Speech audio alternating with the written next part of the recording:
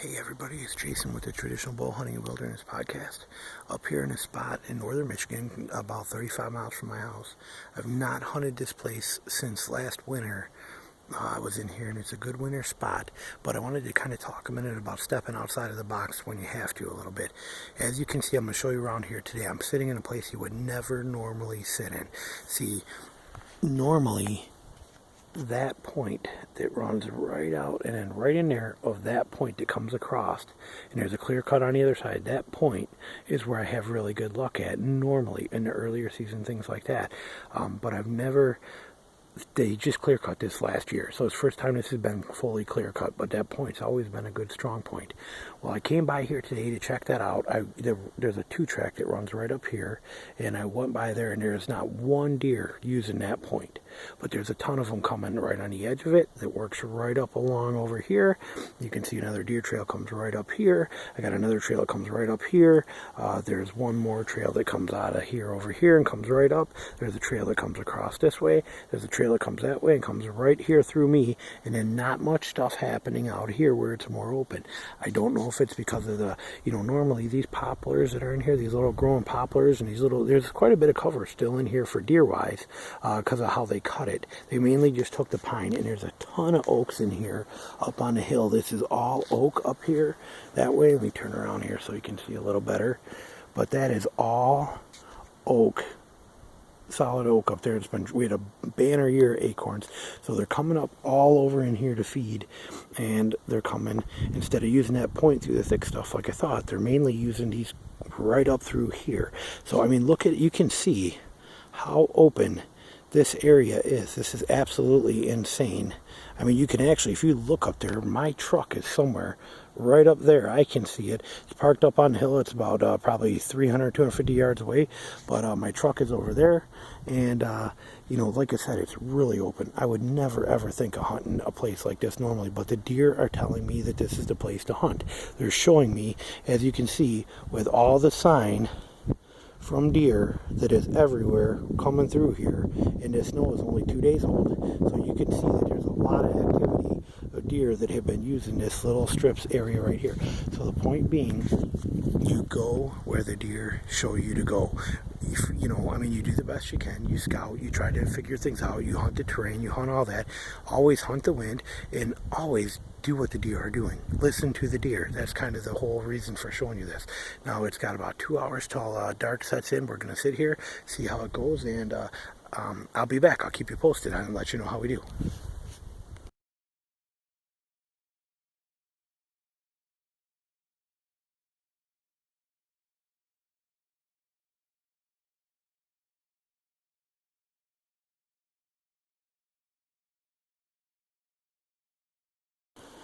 Well, as you can see, ended up getting a nice doe, nice big doe, real big doe. Actually, just got done blood trailing her. She came in right at dark, just like I thought she would, right up one of those trails. Gave me a 20-yard broadside shot. Sorry, I'm out of breath, just got done gutting her out and stuff, and almost forgot about doing a video, but hit her right there. Had a perfect shot. Actually, the way she's laying, it looks like it's higher, but it was actually perfect. Exited low right behind the shoulder on the other side. Probably only made it about, I don't know, I'd say 40 yards. And she actually, when I found her here, she had, hang on, let me get around here. Alright. When I blood trailed here, I'm blood trailing, and then look at the tree right there. All that blood and that hair ripped up and stuff, and all that smashed there. She actually laid right in that hole, right there behind her. I'll attach a picture. I took a picture, which you'll probably be able to see better, but she was actually buried in that hole right there. You can see where she was trying to shuffle around and trying to get up and stuff, but that was her last stop, was right there. Hit that tree, stopped dead right there, and now she's laying right up there, and I gotta be careful where I walk because I just gutted her over here. Hang on. There we go.